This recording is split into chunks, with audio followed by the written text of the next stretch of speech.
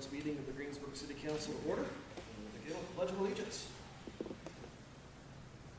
I pledge allegiance to the flag of the United States of America and to the republic for which it stands, one nation, under God, indivisible, with liberty and justice for all. Thank you, Lord, for men and women that are here. Lord, continue to bring the rain showers to us and when they're needed.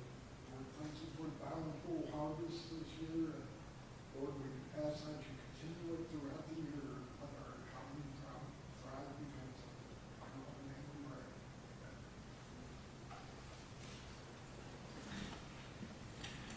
Roll call.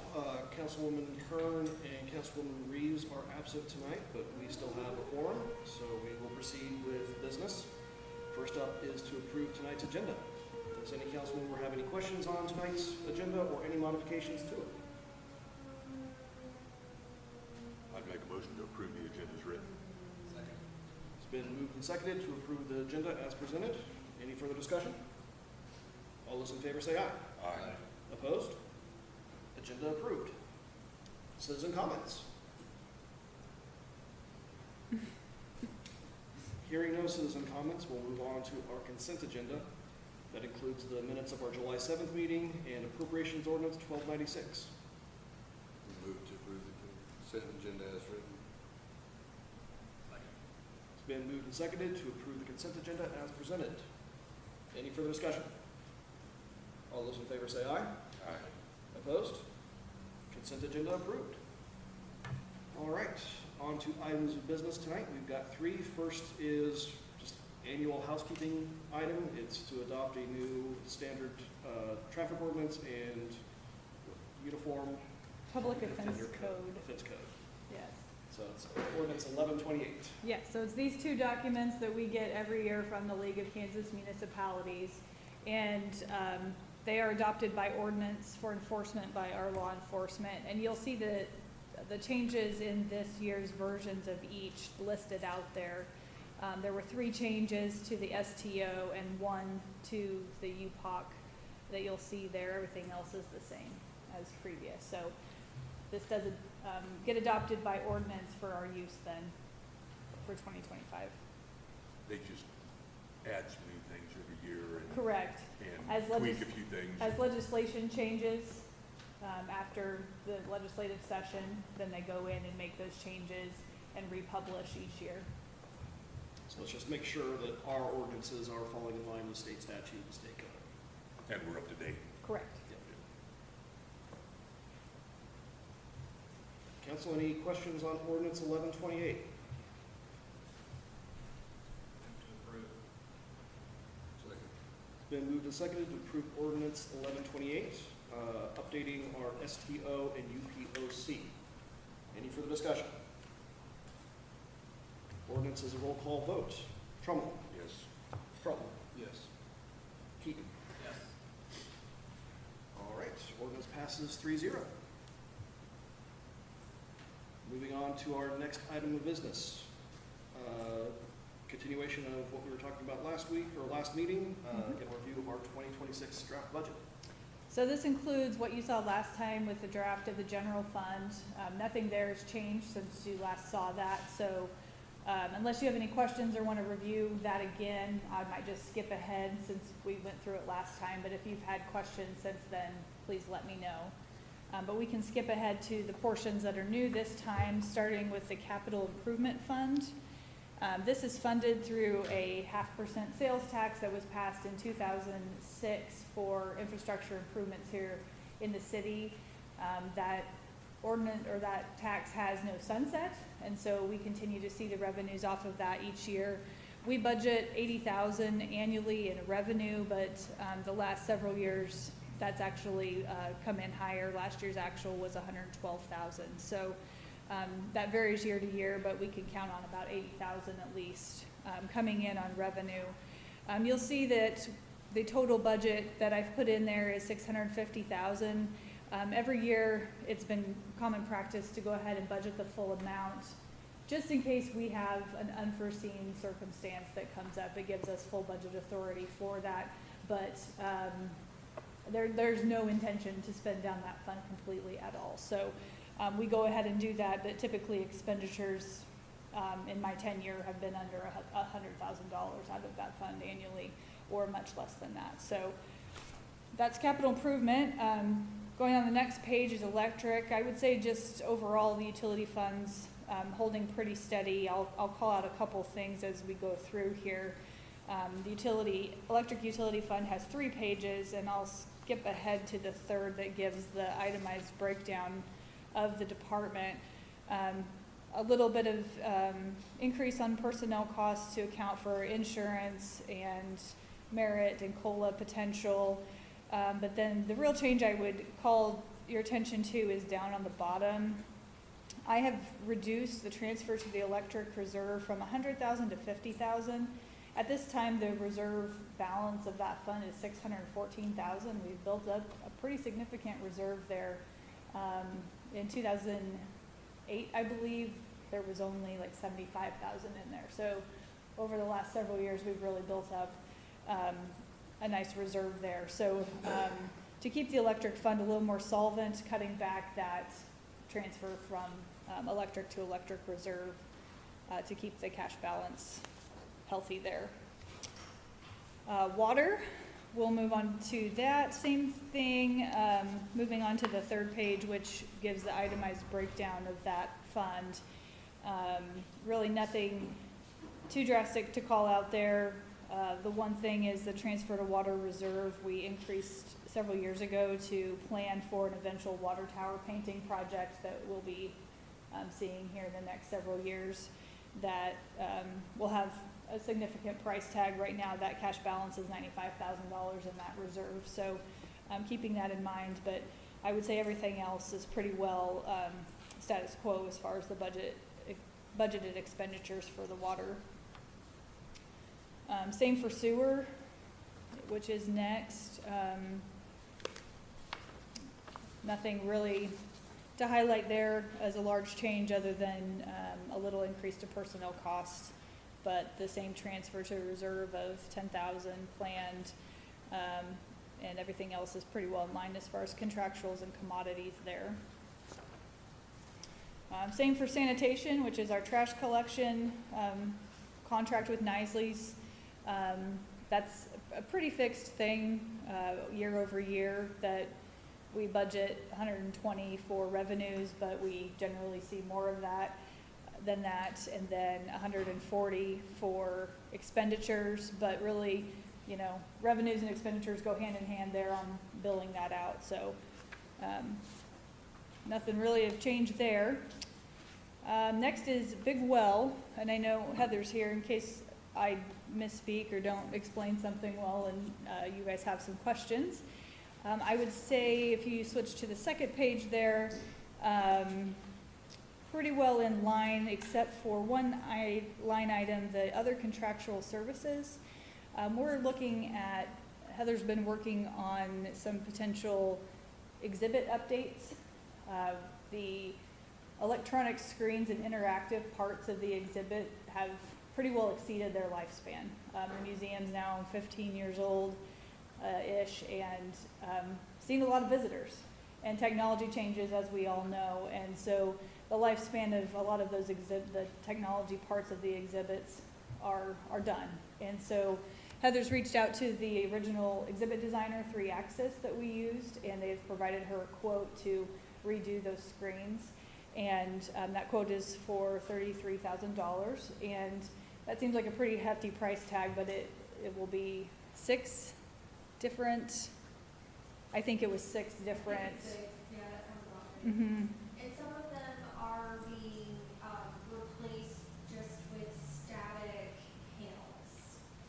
So we're not going in with exactly the same thing on some of those exhibits, and some of them will just be made to be more current and work better. We have one exhibit that was for our guest book that just hasn't worked quite right on the backside of the website. So we'll be updating that technology, and hopefully that will be good for them. Mm-hmm. And so part of that project has been budgeted here in the big well, and that's the increase in the other contractual services, half of that project for $18,000.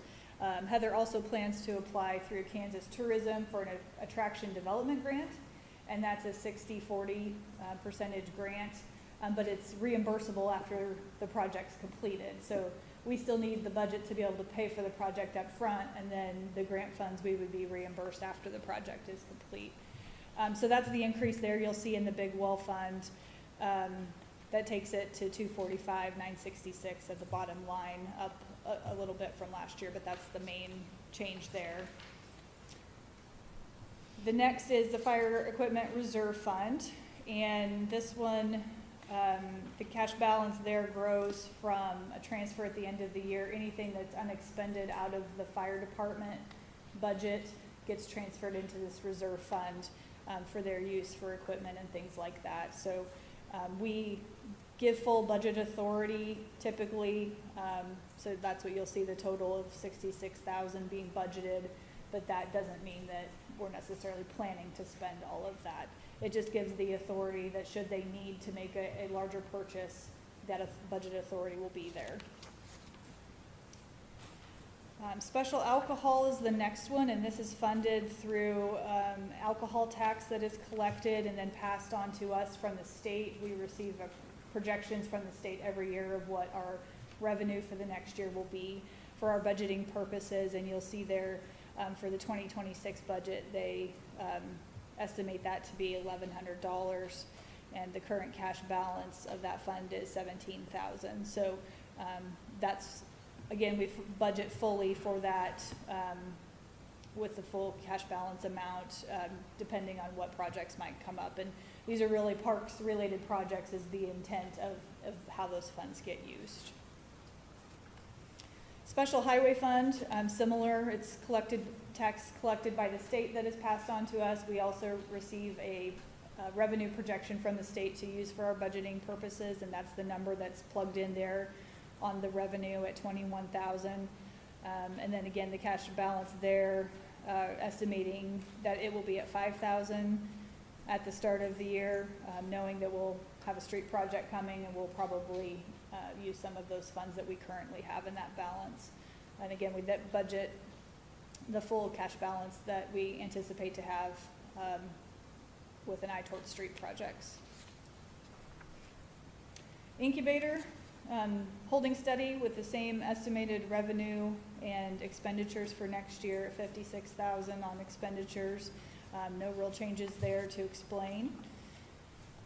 We don't have any personnel costs out of the incubator fund.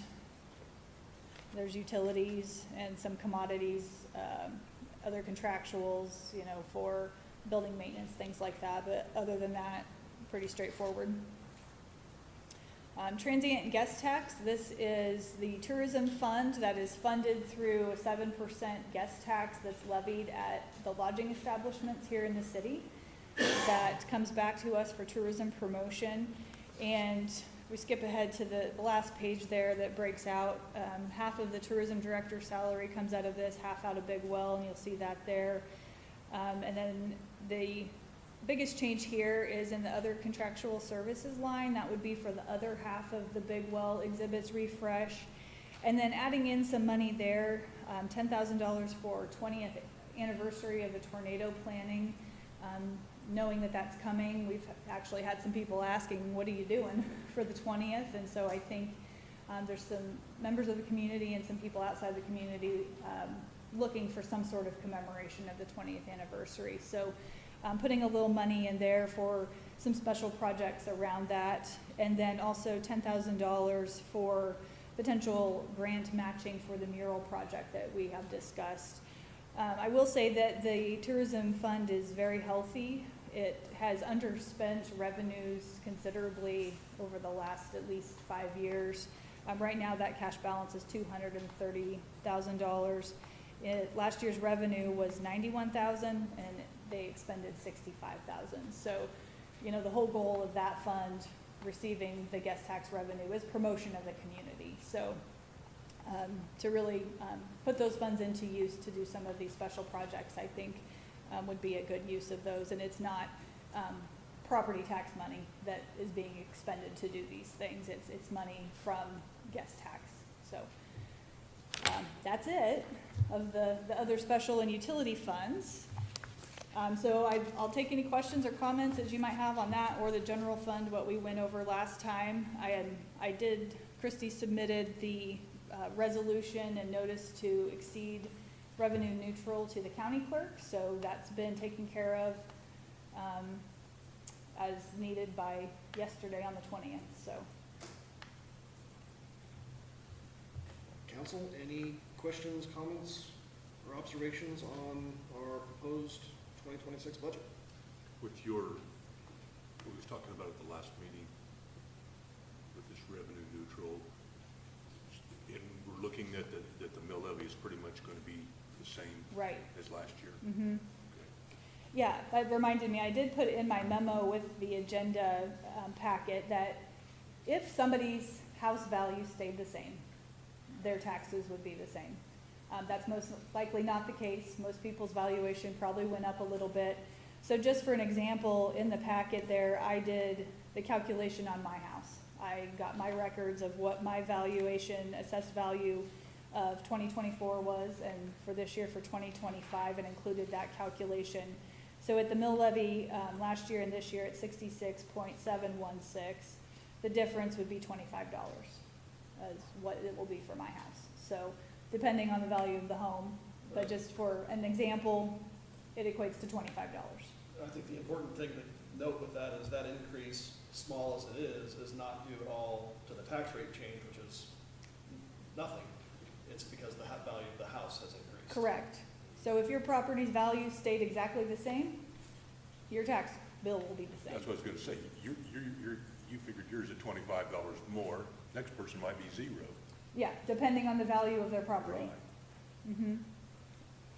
And we have no control over the value of homes in this No. city. It's just the tax rate, which is unchanged. Correct. Well, I just hope you know that our taxpayers would understand that we are working, trying to keep it level if we can, Yes. you know, without doing a bunch of excessive spending where we have to raise the mill levy, Correct. you know. And I would think, just my observation, I think we've done a very good job of keeping it very steady. Oh, I the last do too, several and years. I'd like to continue. I know there may come a time that we can't, Right. but if we can, it Yeah, it makes it a lot easier. sure does. And there is the unexpected. Absolutely. As we're all very well aware.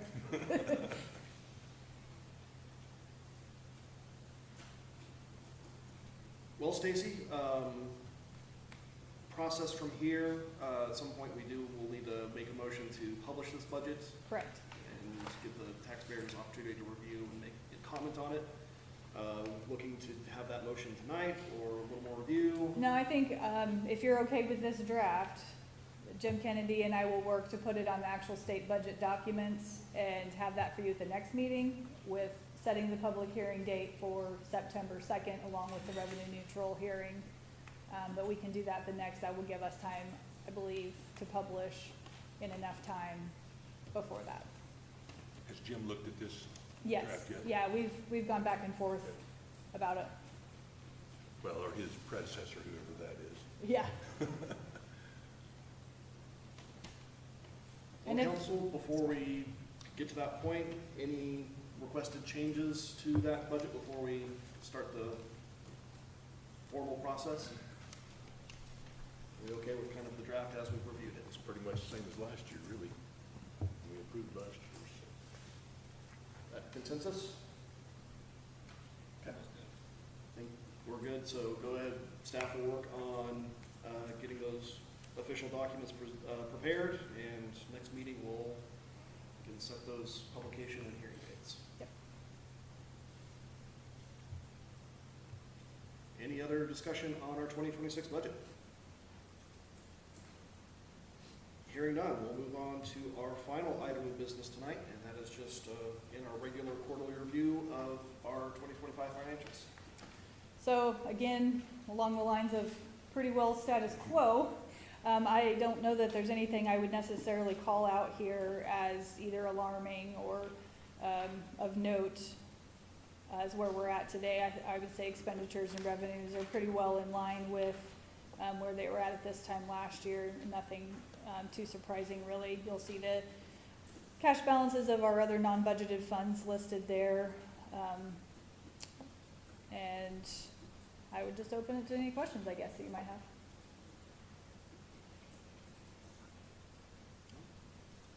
Hearing no questions from council, we'll review these in detail and let you know if we have any questions, but as you say, it's kind of steady ship at the moment. All right, well, that does it for our items of business, so we will go on to city staff reports. Stacy. I will open that up and try to remember what I wrote. I would think the first thing I wrote was that we've done some crack sealing and alligator patching about 8 or 10 blocks on South Grove, South Walnut, and West Wisconsin, until they ran out of the solid blocks that go in the crack sealing machine, and we've got more of those coming. They've shipped. They should be here hopefully by the end of the week, first part of next week, so they can keep working on that. They've been using the alligator patching material too. Comes in a 5-gallon bucket. You dump it out and squeegee it into those cracks too. So doing both of those things. I've read meters last week, and bills will go out tomorrow. And of course mowing, continuing to mow quite a bit. Last week at the fair on Monday night, our police department and public works, we had the digger truck and bucket truck down there at the Touch a Truck event at the fair. And that was a really nice event with all sorts of vehicles for the kids to see up close. So that was a fun thing to participate in. Andrew McCloskey, who we have the hay lease with at the airport, has a swather out there right now to swath at the airport and then bail. I think he's experiencing maybe some equipment issues. By what I noticed when I drove out there today, he's made a pass, but I think they're working on the swather. So. Stay tuned, there will be hay bales out there. This Thursday is the monthly KPP board meeting in Wichita that I'll be attending. And today, Leslie and Mike from KPP were here, and Christy and I and Mick met with them to go over our financial report for our electric utility from last year's service. And I would say really nothing of note that you haven't already seen with our financial audit from Kennedy McKee. There really were no surprises, but I do have copies of that if you would like to see it. Last Friday, the water leak on the highway that you probably noticed was repaired. Luckily, it was a pretty minor thing, but the asphalt in the highway is at least 12 inches thick, and so we called in APAC to assist us with that because we do not have a saw to cut that thick of asphalt. It would have taken us forever to attempt it. So they were able to come in and make that repair in the morning fairly quickly. And they poured the concrete in the hole today, and that needs to cure, and then the highway will be opened back up for traffic. This Wednesday, the hospital is sponsoring with some other partners a community night at the pool, and they're doing a movie. So it'll be a swim for a couple hours, hot dogs, snow cones, popcorn from the theater, and then they're showing Moana, the movie Moana, at the pool. So that will be a fun community event this Wednesday night going on at the pool. That's my report.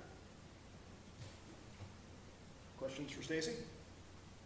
Your pool night that you're talking about, or lake swim night, did you get a phone call here a week or so ago about at one of the last ones? I had an in-person visit, yes. And the pool also had a phone call that about evening, so. about the loud music. Yes, we had a conversation about it. Well, new manager. Yeah. The comment you made there about the gentleman out there, for as much as I was against hay, he did spray it this year. There is a whole lot less obnoxious weeds than there has been in the past. I don't know whether he fertilized, but I know he sprayed. Yeah. I've seen the sprayer tracks, and you just, over time watching it, those weeds are gone. That's just It's native just grass. Yeah. As much rain as we've had, that's impressive. It's a good year Well, for it it. started out this spring, the weeds were coming with Yeah. the grass, and then he sprayed it, and they just kind of went away. Good. And just about the airport, we're seeing quite a bit of traffic out there from our ag spraying community. Midwest Ag, of course, and then we were contacted last week by the other company that we have the lease with on the south, of them wanting to get going on utilizing the airport On the corner, to the south. I don't, yeah. or are they just using the parking lot? There, well, that's a third company, actually, that for several years has been flying in and out of the airport. They had asked me, gosh, I don't know how many years ago, They've been out there right every year. if they could just park some tanks up while they were using the airport there. So we actually have 3 operators utilizing it. So I know on the camera, just, there's been a lot of traffic in and out of a variety of vehicles. So it's good to see it being utilized. Other questions for Stacy? Any governing body comments tonight?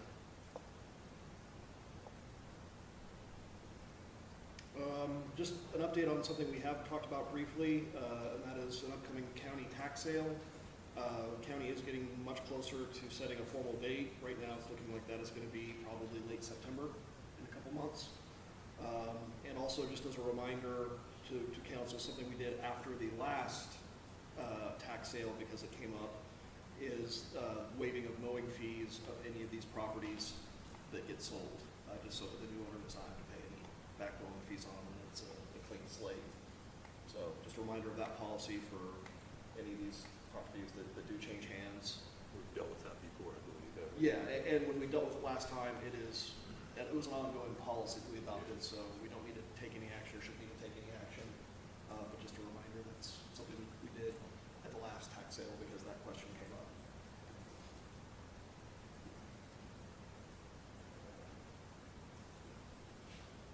Well, hearing no other governing body comments, that does bring us to the end of our agenda tonight. So we will adjourn the meeting. Thanks for your time, everybody.